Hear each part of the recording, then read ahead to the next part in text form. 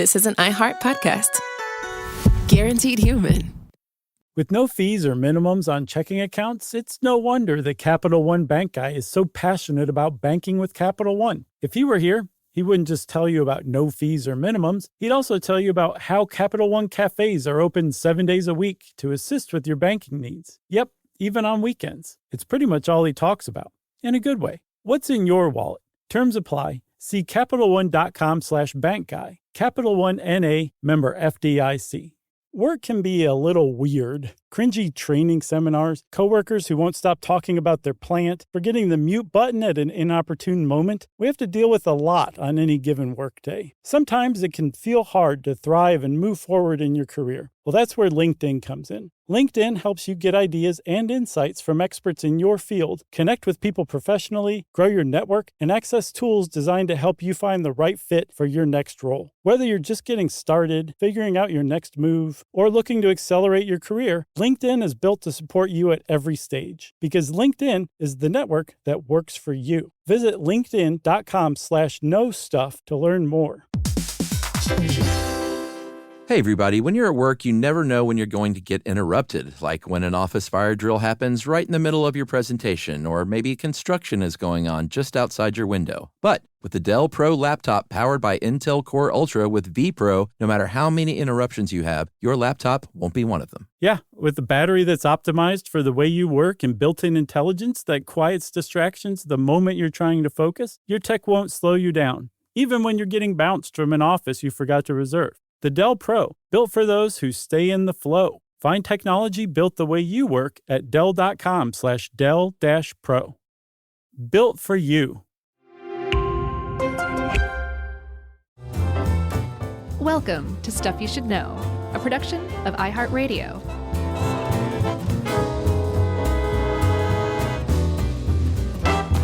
Hey, and welcome to the podcast. I'm Josh, and there's Chuck, and Jerry's here too, and this is Stuff You Should Know.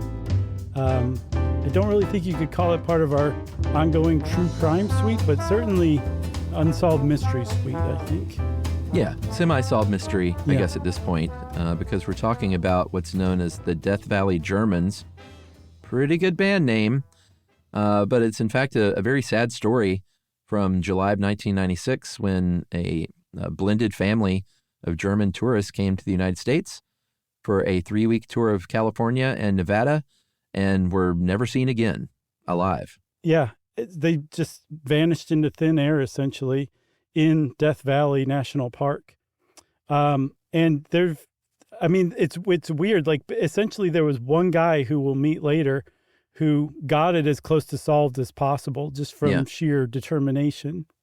But the family that you're talking about, they were made up of Egbert Rimkus, who was 34. He was an architect.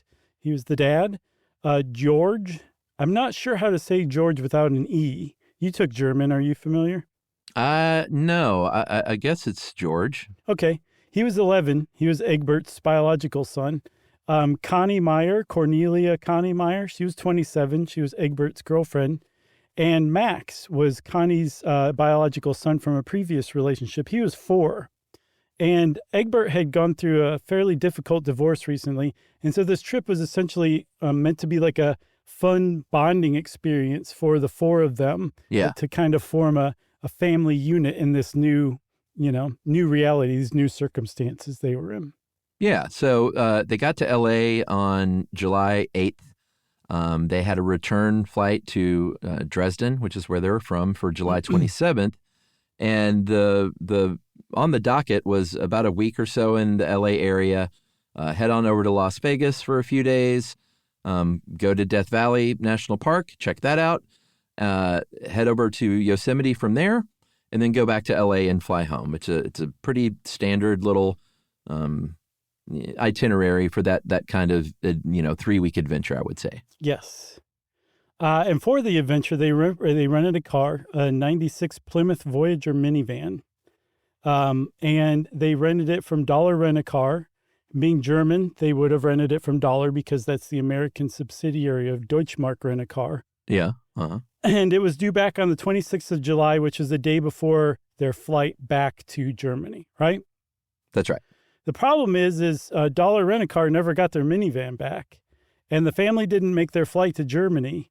And not everybody noticed this. I mean, certainly no one in America paid much attention, but remember, Egbert had an ex-wife who was the mom of George, and George's mom, Heike, she wanted to know where her son was. So she alerted the authorities, and very quickly Interpol put out an international alert for 4 missing German tourists last seen in Southern California.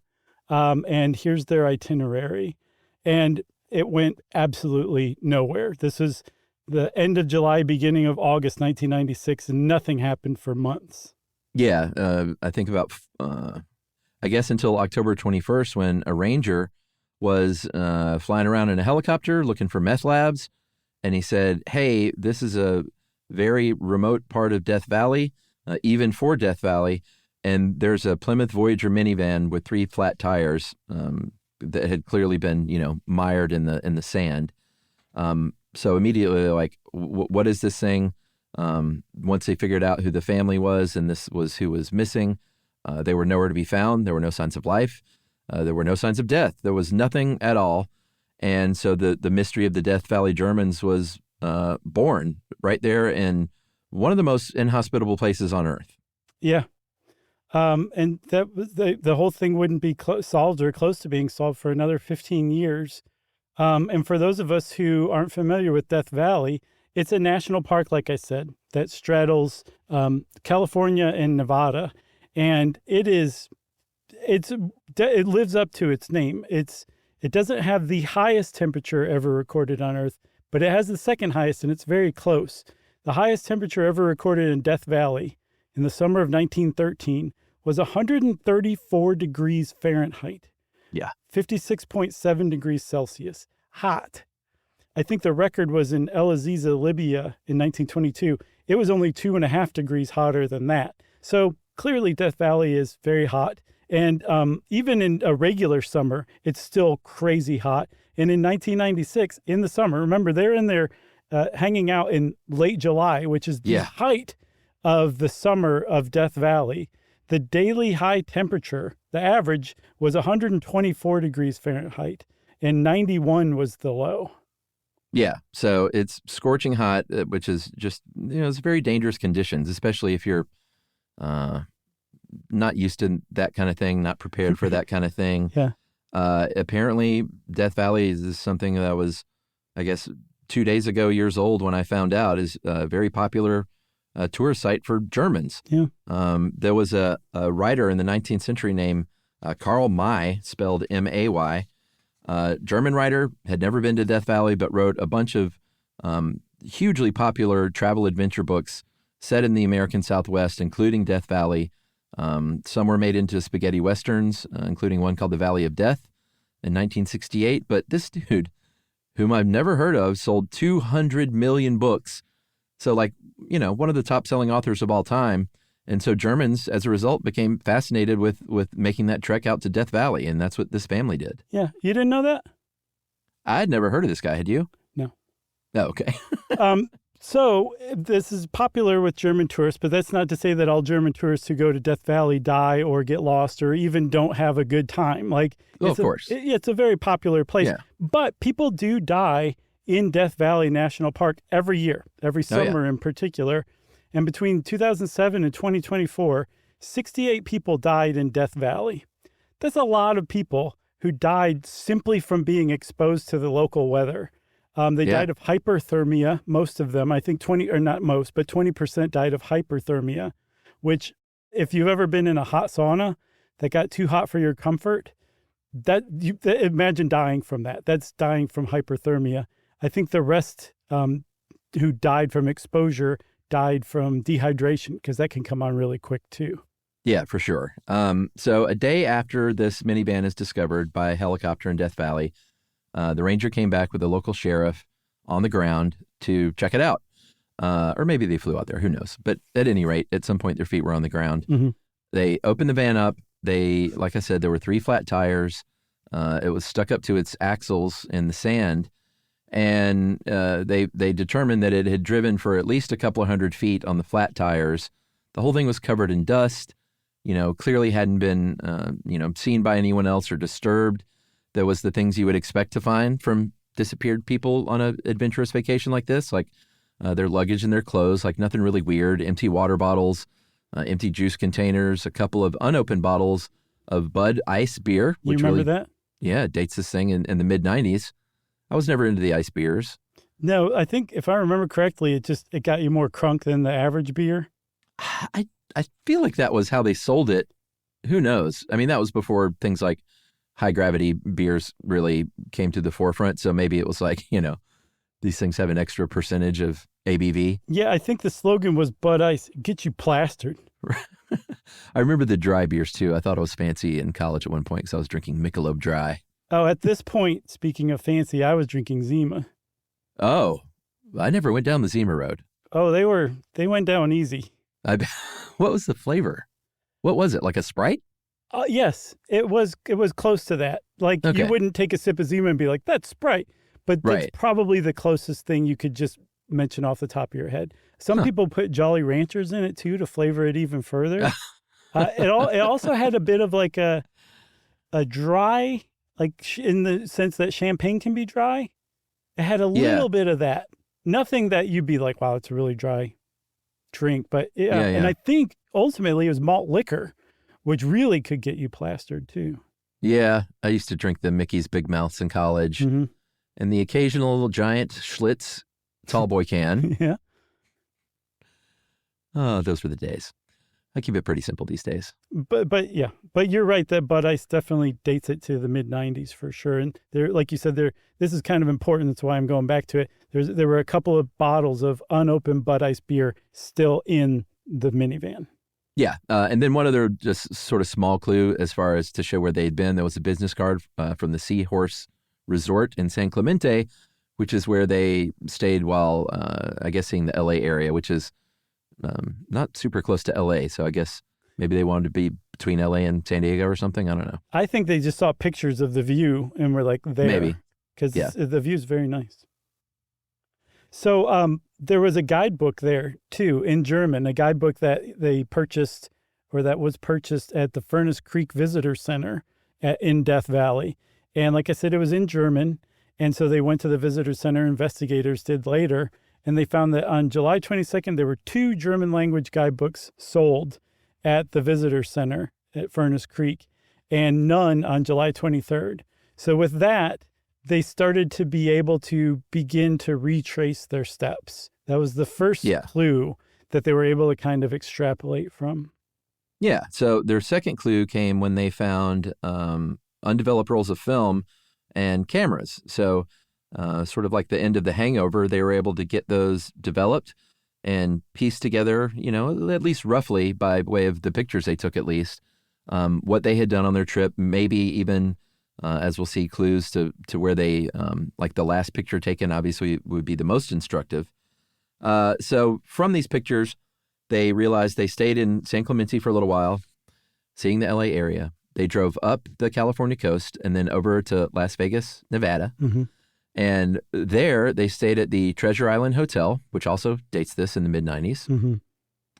And there they found that the father, Egbert, had called his bank in Germany on July 12th, tried to have another $1,500 wired to Bank of America in San Clemente, but they sent it to the wrong bank. And at Treasure Island, he was clearly in need of some dough. As he even faxed his ex-wife and said, hey, which also dates this, can you send more money? And she never responded. Yeah, what I didn't get, and I didn't see anyone explain it, is why he was just like, oh, well, they sent it to the L.A. branch of Bank of America rather than San Clemente. I guess there's nothing I can do to go get it. He just never went and picked up the $1,500. Well, maybe he didn't know. I don't know. Yeah, I mean, I would still spend some time trying to figure out where my $1,500 went. That's about $3,000 in today's money. So it seems like he just shrugged it off from his actions. I just think that's really strange. Yeah. I mean, it also could have been one of those things where they're like, well, sir, we don't know which bank it's in. Stop bothering us. And like, we can find out in a week. Yeah, it could be. And, they had a schedule, so who knows? Yeah, so the long and short of it, though, is they were low on funds now. Right. And luckily, if you're going through national parks like Death Valley and Yosemite, And the only thing you're doing after that is making it back to the airport to turn in your car and take your flight home, you can get by on some pretty low funds. You can still buy some Bud Ice. It wasn't particularly expensive. Yeah. So they seem to kind of be making their way low on funds. And that actually helped track them a little bit further later on. But there was one other clue, too, and it was an American flag. And it had Butte Valley Stone Cabin on its label. That's where it belonged to in Death Valley. It's locally called the Geologist's Cabin. And I think it does what it says on the label, which is it houses geologists who are conducting experiments out there. So there's food there, there's water there, but they keep it locked. If you're a geologist, it's kind of like a gas station bathroom. You have to go get the key first before you start using the Geologist's Cabin. So they seem to have just taken the flag as maybe a souvenir or something like that. Like, I know if I were in the Black Forest and I came across a German flag, I would take it and then take it back to America as a souvenir. Yeah, I guess that's what this was being used for back then, because I think now you can actually stay there. Oh, really? Yeah, as like a, along the Appalachian Trail and just sort of all over in national parks, there'll be like a remote cabin that, you come, you can stay there. There might be some food and water rations if you need it. And the idea is that you're supposed to leave something and leave it better than you found it. Because I've seen pictures of people that, in the 2010s that have stayed there. And like, it's a destination for people who are into Death Valley because it's super cool looking. It's out in the middle of nowhere. It's like a stone cabin. And it's on a lot of people's list of like, I want to go stay at the Geologist's Cabin. So I guess that just wasn't the deal back then. Right. Because it was locked up. What I don't get, well, we'll get to what I don't get later. Okay. Should we take a break? Yeah, I think that's a good spot. All right, we'll take a break and we'll come back with more on the Death Valley Germans right after this.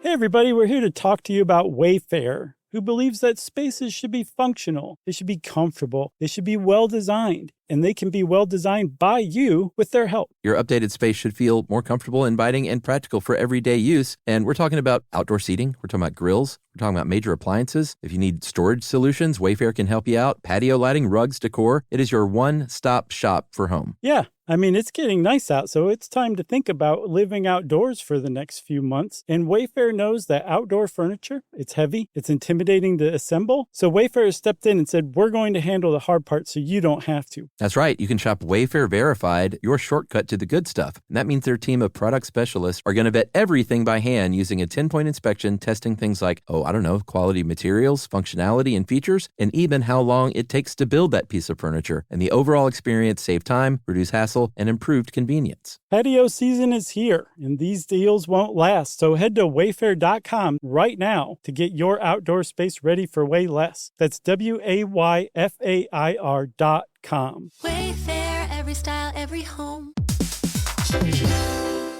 Hey everybody, when you're at work, you never know when you're going to get interrupted, like when an office fire drill happens right in the middle of your presentation, or maybe construction is going on just outside your window. But with the Dell Pro laptop powered by Intel Core Ultra with vPro, no matter how many interruptions you have, your laptop won't be one of them. Yeah, with a battery that's optimized for the way you work and built-in intelligence that quiets distractions the moment you're trying to focus, your tech won't slow you down, even when you're getting bounced from an office you forgot to reserve. The Dell Pro, built for those who stay in the flow. Find technology built the way you work at Dell.com/Dell-Pro. Built for you. Spectrum Business keeps businesses of all sizes connected seamlessly with fast, reliable internet, advanced Wi-Fi, phone, TV, and mobile services. That's right. And Spectrum Business offers 100% U.S.-based customer support 24/7 to help you stay up and running. And they offer tailored connectivity solutions with packages built for your business budget. Yeah, so it's no wonder millions of business owners rely on Spectrum Business to keep them connected. Visit spectrum.com/business to learn more. Restrictions apply. Services not available in all areas.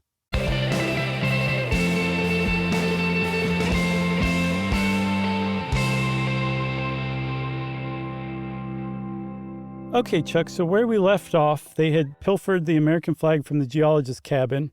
And right, like all of this stuff, this is just the stuff they found in the van. This is as far as the search has gone. Yeah. And so the rangers of the park start conducting their own investigation, and they go to Furnace Creek Ranch, which is a resort, kind of upscale. There's a campground, but you have to pay for all those. And there was no record of the family staying at either of those places on July 22nd or 23rd or any time, really. One of the other things they did was check logbooks. Apparently, they pick up logbooks even at sites that don't have anyone working there. They'll still have a logbook. And they struck gold at one of them, the Warm Springs Mine logbook, which is an abandoned mine above Death Valley in the mountains, I guess on a ridge. And you can get to it. It's a road. There's a road that goes to it. It's nothing that you would normally call a road, but in Death Valley National Park, it might as well be a luxurious 8-lane highway. Yeah. It's gravel, it's rough, but a Plymouth Voyager can get on this road to Warm Springs Mine. And in the logbook, they got a huge clue that would help track them down later. Yeah, they signed it. It was in German. Apparently, it was barely legible. And it said, "We are going over the pass," signed Connie, Egbert, George, and Max. So on October 23rd, this is 2 days after the minivan is found, they finally conduct a big 4-day search looking for this family. About 250 plus people, a couple of helicopters, 8 horses. A lot of these were volunteers, but dozens of them were trained search and rescue people. Right, no slouches. No slouches. Well, there was one slouch, but he didn't last long because it was Death Valley. They're like, go home, Eugene. Exactly. And the only evidence from this 4-day search was an empty bottle of Bud Ice and a butt print, basically, in the sand next to it where someone had clearly sat down and enjoyed that Bud Ice. It was about 1.7 miles away from the van. And, clearly somebody took a little break in the shade and had that sweet, sweet, extra potent iced beer. Right. And they could even figure when they probably figured it was Egbert because the size of the butt print was fairly large. Well, that's how I saw it described. I think I think they're just saying larger than, say, a woman's or a child's, which is the only other people with them in this party, right? But it was on the east side of the bush, so that if he was taking refuge from it in the shade, that means that the sun would have been in the western part of the sky. So he would have been sitting there in late afternoon, which seems ludicrous to even point out, but it would come into play later on. Yeah, that's right. So, again, in that visitor's log, it says we're going over the pass. The only pass near there is called Mengel Pass, Mengel. Mm-hmm. And if you look on a map back in 1996, before you had, smartphones and things like that, or people on the internet saying, hey, don't go this way. Right. It looks like it's pretty possible to drive from Warm Springs, go through that Mengel Pass into an adjacent valley, and then hit a dirt road toward Yosemite, which was their next destination. They didn't know, they didn't have the knowledge that it wasn't going to be just like a little sort of rocky path, but something you really, really need a 4x4 vehicle for, like full stop. It's not like, well, maybe we can make it in the Plymouth Voyager. Like you can't make it down this road with anything other than a 4x4, and even that's dicey. Yeah, I saw that not only do you need a 4x4, you need an experienced driver who can get through this stuff too. Like you can't just put some Yahoo in a 4x4 and expect them to make it. It's that dicey. Maybe a winch. Yeah, probably. Yeah. You just like go from boulder to boulder, winching yourself over the pass, right? Yeah. So to get to the pass, you go by the geologist station. And remember, they had the flag from the geologist station. So now they're really starting to retrace their footsteps. The problem is the van wasn't anywhere near the road to Mengel Pass. As a matter of fact, it wasn't really near anything that was a road, an actual road in Death Valley. It was essentially like they just drove through the middle of the desert, which is how they found the van. Yeah. So after this 4-day, very extensive search by at least 250 people, all they found was the beer bottle at the bush and the butt print. Yeah. That was it. Those were the only physical clues that they found. And, there's a lot of stuff going on in Death Valley at any given time in the whole area of Southern California. So these rescue groups got called off to other stuff, and the park rangers went back about their business. And the case just went totally cold for years and years and years. And it probably would have stayed that way if not for a guy named Tom Hood, who we'll meet in a second. But in the interim, that vacuum between the end of the initial search and Tom Hood picking this whole thing up, people just kind of came up with their own theories to explain it, because it was just so, they just vanished off of the face of the earth, it seemed like. Yeah, so, one of the, I guess it was probably the most popular theory, and it makes sense in some ways, is that this was an intentional disappearing, like, hey, this family set it up to make it look like they'd been disappeared, because Egbert, he was going through a pretty rough custody battle with his ex-wife. It was a pretty contentious divorce, and apparently there were rumors that he had talked to his coworkers about, like, kind of dropping out and moving to Costa Rica with his son. And so people are like, yeah, they purposefully disappeared so he could just get away from his ex-wife and have sole custody of his son. Right. One of the big problems with that is, like, if you're on a trip in LA, you could disappear way more easily than in Death Valley. That's kind of a dumb place to stage your disappearance, Well, I mean, I think staging a disappearance there is different than disappearing. You know what I mean? I guess I do.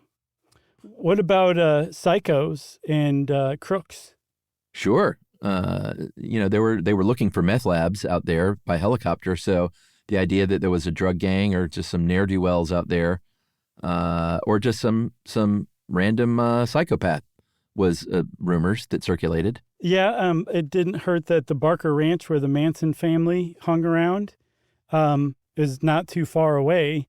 Yeah. So I guess some people are like, well, there you go. I guess there's some 100-year-old Manson family member that they ran across who killed them. Yeah. And then this was probably the most conspiracy theory minded of the conspiracy theories, or the theories of what happened to them. Not too far away, in the middle of the desert, in the middle of nowhere, is the China Lake Naval Weapons Center, which is a military testing range. I've seen top secret. It seems to be quite top secret. And of course, anytime you have a top secret military testing facility in the middle of nowhere, people are like, they're doing crazy stuff there. Yeah. And the idea was that Egbert, either being a curious person, was drawn to the site. This is the real reason he wanted to go to Death Valley, was so he could sneak into China Lake Naval Weapons Center and see what they were working on. Or perhaps he was a spy, or something like that. And that the family had gotten caught trying to get into the weapons center and had either been sent to like a ghost prison, or killed and buried in the desert. Who knows what the government will do when they're, this is the technology bandied about on the internet, when their hybrid propulsion systems are at risk. Yeah. Some random German shows up. Yeah. But also, I mean, could you get more vague than hybrid propulsion? Like, what's it propelling? What is it a hybrid of? Yeah. But it's just so, like, futuristic sounding. Yeah, for sure. I was driving down the highway the other day, and I saw a pickup truck next to me that had I don't know what it was. It was a military green, like, something or other. Like, it was in the bed of a pickup truck on like a pallet. Mm-hmm. But it had a screen and buttons, and it was square. And it was clearly military. And then I can't remember the name of the company that was transporting it, but I looked up the company and it said, like, we manufacture things for the war fighter. Huh. And I was like, what the hell is that next to me on the highway? Maybe it was a military issue chicken coop.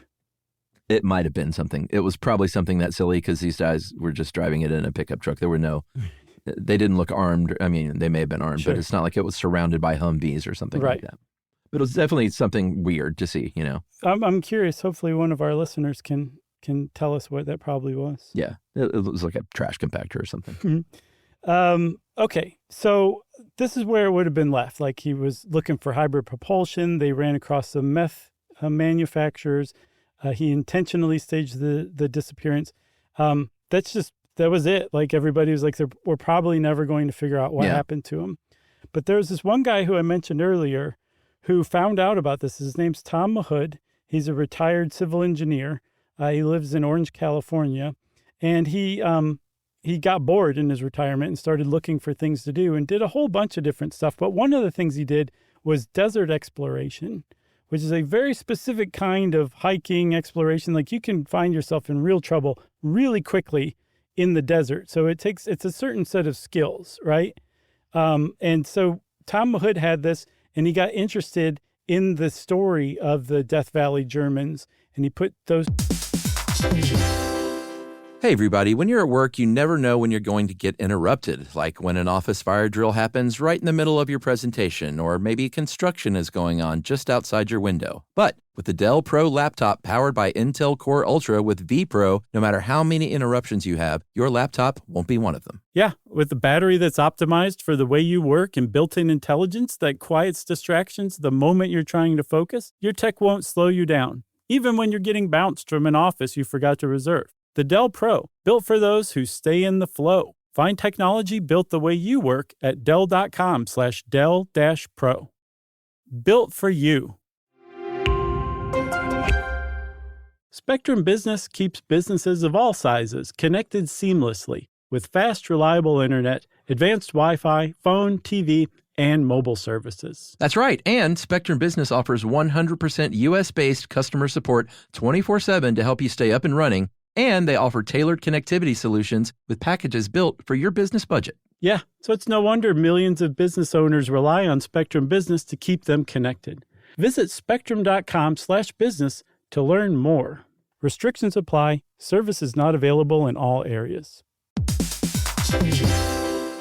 If you own a home, you already know stuff breaks. It's not if, it's when. And somehow it's always like the AC in July or the fridge right after you go to the grocery store. That's why you always hear people say they don't make appliances like they used to, because it's kind of true. That's right. Good thing there's American Home Shield. With an AHS home warranty, they can help fix major home systems and appliance breakdowns like your AC, plumbing, or fridge. And if they can't repair your covered item, they'll replace it, no matter how old it is. And that's huge because fixing an AC can cost a lot. Like, hey kids, our vacation is canceled a lot. Plus, as a benefit to select plans, you can get real-time video help from live repair experts to troubleshoot home hassles at no extra cost. Listen, everybody, home ownership is already stressful enough. No need to upset your wallet. So check out American Home Shield now and get 20% off any plan at ahs.com/SYSK and see promo details. See ahs.com/contracts for coverage details, including service fees, limitations, and exclusions. American Home Shield. Don't worry, be warranty. Two things together, and he became kind of obsessed with solving the whole thing. That sounds like a pretty good place for our second break, hey? Yes. Well, we met Tom Hood, and he's going, guys, cut to break, build the tension. I was going to say, I think Tom Hood would approve too. All right, we'll be right back with more on Tom Hood right after this.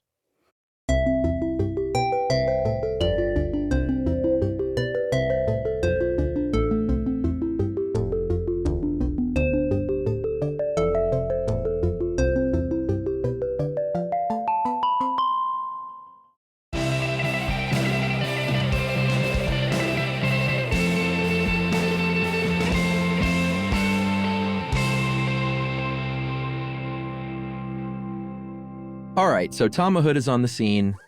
Like Liam Neeson, he has a particular set of skills. Mm-hmm. And he had heard about this case in 2008 for the first time. And in 2009, 13 years after their disappearance, he said, you know what? I'm taking it upon myself to figure out what happened to this family. He went out to the site. He went out to where the van was found. He brought a camera. He retraced the steps all the way to the beer bottle bush. That butt print was long gone. Mm. I like to think that Tom maybe sat in that spot and had a butt ice if he could get his hands on any in 2009. Right. He looked around, headed back home. When he got home, he was looking at the maps. He was looking at the pictures, and he said, wait a minute. I have a theory about how they ended up there and where they might have gone. Yeah. And remember, that 4-day search was really thorough. Like, if you read Tom Hood's blog, otherhand.org, he has an extensive multi-part description of this whole thing, the case, his search, all that stuff, called Hunt for the Death Valley Germans. It's totally worth reading. But on this, he praises the search. Like, he's like, Yeah. this was a really good search, but they didn't search everywhere. One of the places they didn't search was south. The reason they didn't search south is because there's nothing there. You would have to be a complete idiot to try to go south. The only thing there is China Lake Naval Weapons Center, and that is really remote. It's in the middle of nowhere. And he started to try to think about why somebody would go south. And he put himself in the mindset of some German tourists visiting America in a national park. And that's how he ended up cracking the whole thing. That's right. So he was like, they're low on money. So that's a bit of a clue or an indicator of what they might do. Yeah. They didn't have a lot of time. It was July 22nd, and they needed to be back to LA in 4 days, and they still wanted to go to Yosemite. That was on their itinerary. Right. So there was a time crunch. There was a money crunch. And then one of the last pictures on the camera, I mentioned obviously the last ones would be the most instructive as to pinpointing where they were and what they were doing, was sunset in Death Valley. And the ranger said, hey, we know the sunset. That's Hanapaw Canyon on the west side of Death Valley.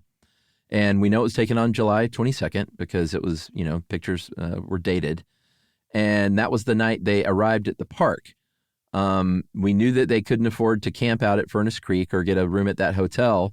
And so, like most national parks, or I guess all of them, there are places where you can backcountry camp for free. Just, there are areas, and a lot of times you have to like apply and fill out a little thing so they know where you are. But you can camp in the back country at Hanapaw Canyon. And this is just not a very touristy area as far as Death Valley goes. The east side is more tourist friendly, and this is again on the west side. Yeah, hours and hours away from the Welcome Center. At least, have you been to Death Valley? I have not. I did a TV commercial for a couple of days in Death Valley. Okay, so it's huge, right? Yeah, I mean, I was just in one little tiny part of it, Right. obviously. But it's massive. Please, yes. It looks big on a map, Okay, yeah. there you go. So this clue to Hanapaw Canyon kind of showed, I guess, being in the mindset of Egbert kind of helped Tom Hood figure out what their next move would be. And so if you look at a map and you're in Hanapaw Canyon and you're trying to get to Yosemite, it would make sense to go this route past the Warm Springs mine toward Mangle Pass, right? And so he knows now that he's kind of in Egbert's head because it's all this stuff is kind of making sense to him now, why they did what they did. Like ultimately, again, they're trying to look for the fastest, cheapest way to get to Yosemite from Death Valley. So they went by the geologist's cabin, again, not open for business at the time. And Mahood essentially says that he probably thought it was a visitor center or something like that. But it wasn't, so they continued on. And as they were driving to Mangle Pass, they came upon roads that were like, okay, this is not a good road. This is not even a gravel road. This is kind of rough, but the minivan can take it. If I drive slowly, if I drive carefully. And Egbert was doing a fairly good job, it seems. But when they got to Mangle Pass, which is all they had to do was cross Mangle Pass, make it a little further, and they could take a road to Yosemite. But when they got there, they were stopped dead in their tracks. There was just no way to pass it. Yeah, not even that sweet, sweet Plymouth Voyager. If this episode isn't sponsored by Bud Ice and Plymouth Voyager, then we're doing something wrong. Yeah. We need a time machine, I guess. It could live alongside the 2012 Camry, probably. Yeah, the 1996 Plymouth Voyager. It's ready. Are you? Voyager. And then just the sound of a Bud Ice cap being twisted off. And somebody glugging it and then hitting the ground.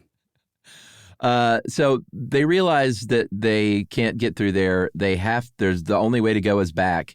It would have been around, between 12:30 and 1:30 p.m. By this point, at least 105 degrees. So they backtrack to that geologist's cabin. It's still locked. And this is what I meant earlier what I don't understand. At this point, I don't understand why they didn't break into this cabin. This is dire circumstances. And get some food and water. Here's the thing. Tom Hood explains this really well. He was saying, no, these are German tourists. They're safe in America. They're in a national park. To them, it was not a dire situation yet, that they were still on track. They were just having a little trouble.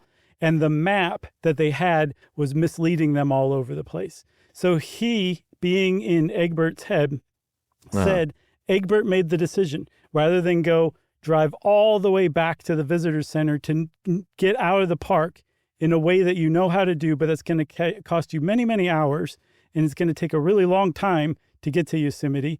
Why would you not follow these roads on the map that are essentially a shortcut to Yosemite? It's going to take hours off of your trip.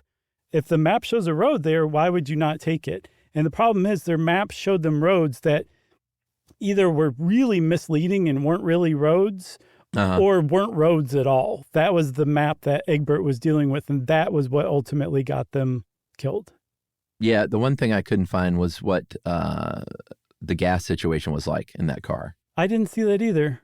I'd look too, because that would have really factored in, obviously, because if you've ever taken out west road trips or anywhere in the world where there's just few and far between gas stations, I mean, I almost got trapped a couple of times low on gas, Yeah, that's nerve-wracking.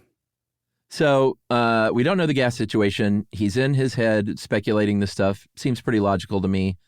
The shortcut that they took started off pretty easy. They were almost lured into it because they felt like, all right, but this Plymouth Voyager, I know this car, it can take it. But eventually they descended into Anvil Canyon, and this is where the road becomes a wash. It's a dry creek bed. Dry creek beds are, there's a lot of sediment, a lot of loose gravel, a lot of sand, and it's really easy to get stuck in one of those. I've been stuck in one of those. Yikes. And the only way to avoid getting stuck is just to keep that thing going forward as quickly as you can. Right. Not dangerous, obviously, but just kind of keep those wheels going forward. What you don't want to do is stop.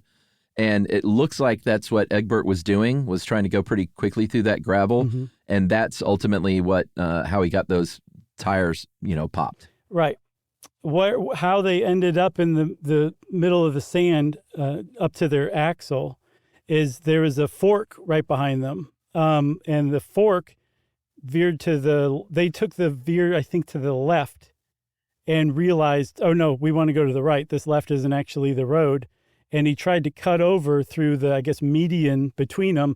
And that was just nothing but sand that they got stuck in. So now they're stuck. And Tom Hood makes the case that they still didn't view this as a survival situation yet. This is a deeply inconvenient issue that surely they could get help with, right? I mean, again, they're in a national park, but they're 4 miles from the geologist's cabin. That's something they could do. But again, this is totally in the wrong direction. And they're hoping to find somebody a little closer to help them pull their van out of trouble and get some new tires.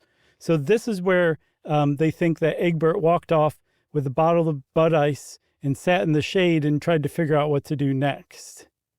Yeah, I mean, clearly he isn't worried about survival if he's drinking a beer. Right. Because that will dehydrate you even further. Not sure if Egbert knew that, but he's German, plenty of beer over there. You would think he would know that. And again, in his defense, too, now that I'm coming around to this idea, he may not have even known, like, who knows what you can see in the window of that geologist cabin, if there were, like, big water bottles or something within plain view or not. So he may not have thought, like, hey, maybe we should go back there and get some rations at least. Right. Because he may not have seen any. Again, just speculating here. But directly south of that site, again, is that China Lake military base. And what Tom Hood reckoned was, hey, maybe he knew about this base and maybe he figured at least there will be people there. Maybe there's a perimeter fence with cameras. Maybe there's some dudes patrolling the perimeter. But at the very least, even if it's a top secret place, we could probably go get some help or something, and they could drive us out of here. Yeah. If we show up at the fence of a secret military base, they're going to come to us, essentially.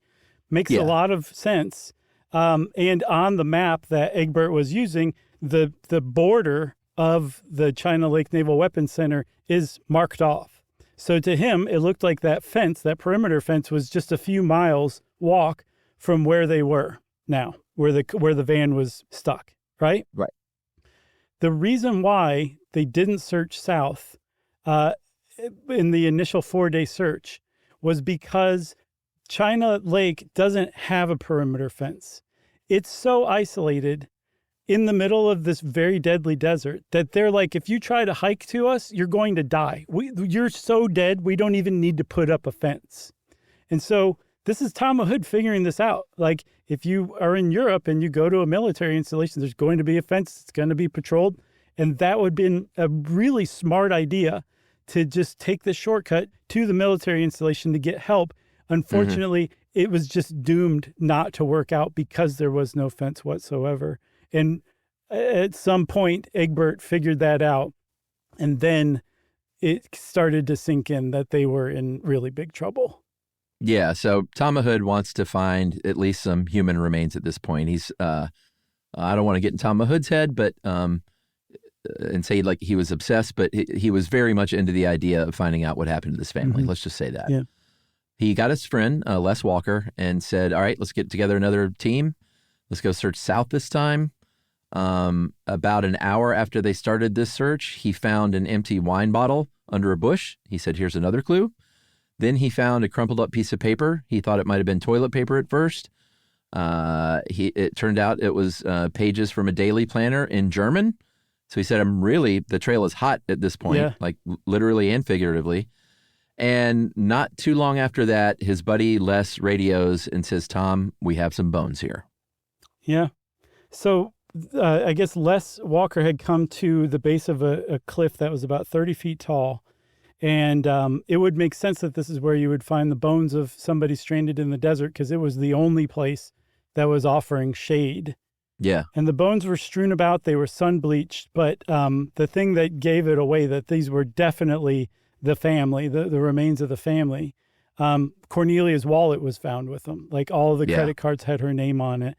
And so Les and Tom left the bones in situ, but they took the wallet because they were afraid that they were going to be taken for a couple of local yahoos who were who came up with a wild story. But now they had physical proof that they had discovered the Death Valley Germans, and that got things moving really quickly. Yeah, so this was 9 miles from that abandoned minivan. So to make it 9 miles in that kind of heat really speaks a lot to their tenacity, trying to get out of there and trying to save themselves. Very, very sad. With young kids, too. Yeah. I mean, Max was 4 years old, right? Yeah. That's just, devastating to think about. They were, like you mentioned, 4 miles from the border of that naval base, and they were headed in the right direction. Like they were kind of doing the right thing to what they thought was a reasonable idea of rescue, looking back. They got those bones DNA tested. I think they were positively matched with only Egbert. Is that right? Yeah. But that's not to say that it wasn't Connie. It's obviously Connie. There were no confirmed remains of the children. That part is very troublesome to me still. Yeah, the closest they found was a small shoe that it was so beaten up that it could have been Connie's shoe. It could have been a woman's small shoe, but it also could have been a kid's shoe. So that's the only physical evidence they found that could possibly be linked to the kids. The bones were distributed all over in this kind of one site at the base of the cliff because it was there was a wash, I think, on either side of the cliff. Yeah. So over the course of all these years, 15 years, the rains and the ensuing torrents of water would have essentially spread the bones out. I don't know that would have done anything just to the kids' bones. I don't know. Maybe they were so light that they got carried away and spread and dispersed even further. I'm not sure, but it is sad that they never found the kids' remains too. Yeah, and I just can't imagine anything more terrifying than being with your family like that and slowly dying of sunstroke and dehydration and malnutrition. Is just over the course of who knows how many days, It's brutal. Yeah, the thing that gets me is that, like, thinking of what it must have been like for Egbert to climb some ridge and be able to see for dozens of miles and see that there was no perimeter fence anywhere, and for it to just hit you then, and then you have to walk back and, I guess, tell your girlfriend, like, yeah, we're in trouble. We salute to you, Tom Hood, for picking this case up and bringing about some sort of resolution. Obviously, feel awful for his ex-wife back in Germany, that her son was taken from her and on this fun sort of bonding trip and never came home. It was just a very sad story. It is. And I mean, that's as close to solved as it gets, and it seems pretty solved. Yeah. Agreed. Well, since we don't have anything more to say about the Death Valley Germans, except rest in peace, all four of you, I think it's time for listener mail. This is about The Far Side. We did an episode on Gary Larson's great cartoon, The Far Side, and got a lot of great feedback. It's clearly a beloved cartoon that we heard from a lot of people that just really enjoyed our tribute. Mm-hmm. Hey, guys. The Far Side was also a huge part of my comedy experience in my middle school to high school years. I've been happy to share it with my son, who's 11, who laughs out loud or sometimes says, I don't get this one. Your podcast made me think about how polarizing the humor of The Far Side can be, and sometimes you just don't get it or don't really like it. My mom always thought it was such a dumb comic, but would see me laughing on and on reading The Far Side galleries. One day she had the paper first and really liked The Far Side from that day and laughed out loud and said, oh, Pete, you're going to love this one. And it was Grandma Worm telling the little worms how Grandpa got the axe and made them, chopped up into little worms. Mm-hmm. And I said, it's okay. But she was insistent. Don't you get it? And I said, Ma, I get it. He cut himself into more worms. My mom was so mad about my reaction that she couldn't talk to me for a couple of hours. But I think that's what's so brilliant about Gary Larson. Any single cartoon could be the funniest thing ever to a particular person and not so much to another, even if they love it. Thanks so much for the show, guys, and the countless hours that you have given to entertain me and my family. And that is from Pete. And hello to Pete and your family and your 11-year-old son. Yeah, hello, Pete. Thank you for that. Yeah, we got a lot of people send in their favorite Far Sides. Yeah, it was fun. Yep. Thanks to everybody who wrote in about The Far Side. And if you haven't listened to that episode yet, strongly recommend. It's a good one. And if you want to be like Pete and send us a good email like he did, you can send it off to stuffpodcast@iheartradio.com. Stuff You Should Know is a production of iHeartRadio. For more podcasts from iHeartRadio, visit the iHeartRadio app, Apple Podcasts, or wherever you listen to your favorite shows.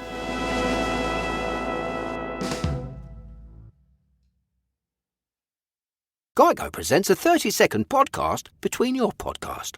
Today's story is shared by one of our listeners. It's called Betrayed by Bill. It was in that moment I caught who was staring back at me in betrayal, or more like what? My insurance bill. With trembling hands, I grabbed my phone and switched to Geico, saving about $900 in the process, and never to be betrayed again. Now that was bloody riveting. It feels good when the story ends with savings. It feels good to Geico. Mom, can I have Lingo Kids? Dad, Lingo Kids, please! When did we become the Lingo Kids house? No idea. Last week it was dinosaurs. This week it's... Lingo Kids! Why Lingo Kids? Because it's the best thing ever. We can play games with astronauts, wild animals, and superheroes. With more than 4,000 interactive games, songs, and shows, Lingo Kids is the #1 entertainment platform for young kids. So, no dinosaurs? And dinosaurs! Lingo Kids! Everything kids love. Download it for free.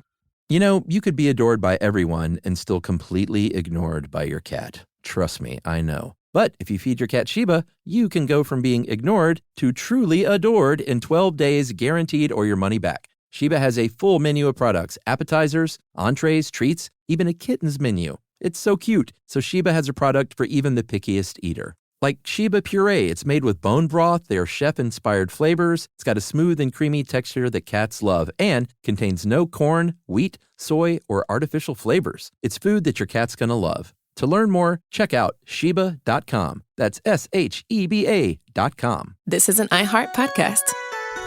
Guaranteed human.